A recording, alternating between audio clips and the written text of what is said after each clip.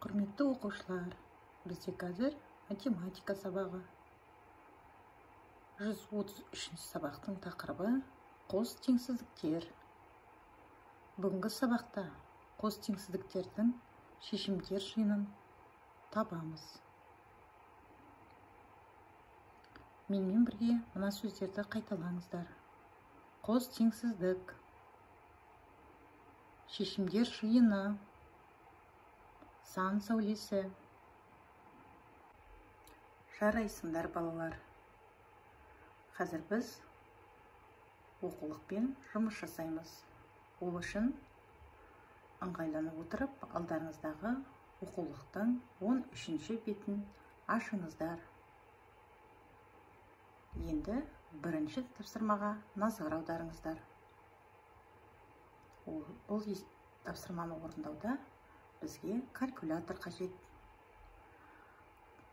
Калькулятордың көмегімен есептеп, қандай сөз шығатынын анықтауымыз керекпіз. Калькуляторымызды дайындаймыз. Есептеуге көшеміз. Қане балалар, калькулятормен есептеуге дайын болсақ, есептеуді бастаймыз. 6876 санын 5768 санына көбейтеміз. Көбейтіндінің мәні мына кестедегі сандар қатарынан табылуы тиіс. Табылған соң, оған сәйкес әріпті астындағы ұяшыққа жазамыз.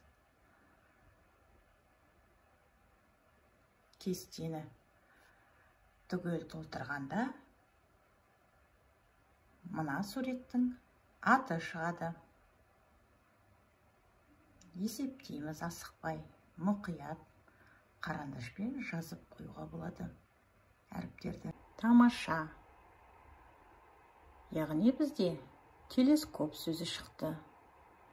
Телескоп деген не екенін есімізге түсірейікші, балалар. Суреттен назар аударамыз.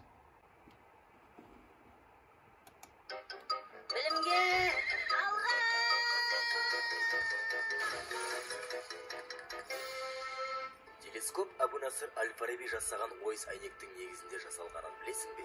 Балақай, телескоптардың арғы негізі қазақ астрономиясы тарихында жатыр. Телескоптың шығуына ұлы энциклопедист ғалым Әбу-Насыр Әл-Фараби жасаған ойыс айна негіз болды.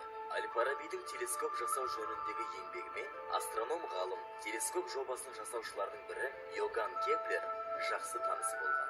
Ұлы бабамыз Әл-Фараби жасап берген ойыс айналы телескоптан бастау алған бақылау зерттеу құралдары уақыт өткен сайын жетілдіріле түсті. Бертін келе әлем елдерінде қазақтың қасиетті киіз үй пішінді обсерваториялар салына бастады. Жақсы балалар, қазір біз дәптермен жұмыс жүргіземіз. Әуелі дәптерімізді ашып, қаламызды қолымызға алып, күннің жадын жазамыз. Әдемі алып, асықпай, көркем етіп жазамыз. Күннің жадын жазып болғаннан кейін қос теңсіздіктер деп тақырып жазамыз. Қос теңсіздіктер жазып болсақ, оқулықтағы екінші тапсырманы орындауды ұсынамын. Екінші тапсырмада қос теңсіздіктерді жеке екі теңсіздіктерге ауыстырып жазамыз. Бірінші тапсырма А. Х 10-нан артық 30-дан кем. Дәптерге осыны көшіріп жазып, астына екі жеке теңсіздікке айналдырып жазамыз.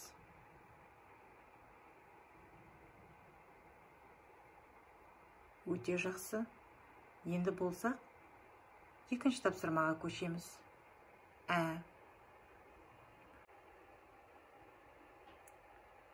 Х 20-дан артық 48-ден кем. Осы қос теңсіздікті жеке теңсіздіктерге ауыстырып, астына жазамыз.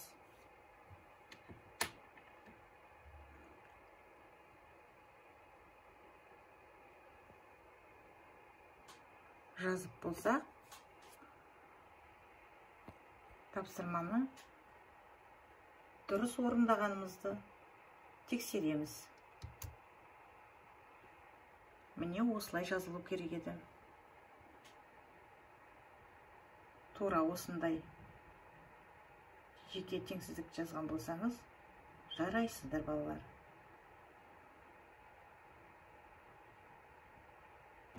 Енді қолымызға карандашпен сызғышты алып, дәптерімізге сан сәулесін сызамыз.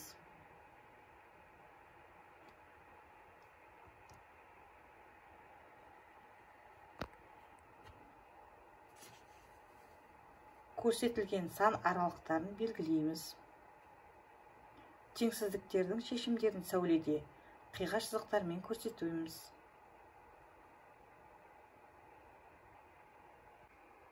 Тамаша. Бүгінгі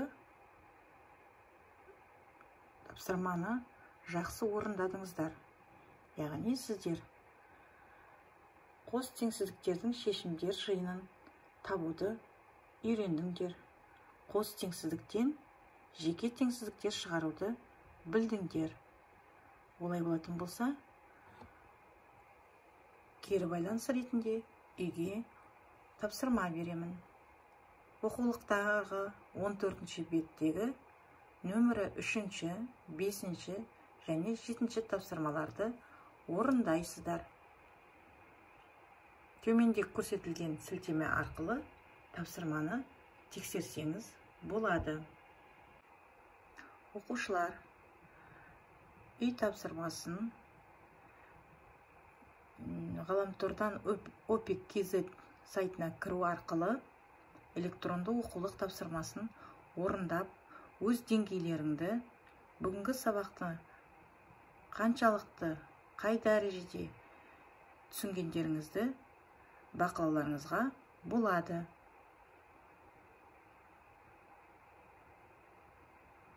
Осымен сабақ аяқталды.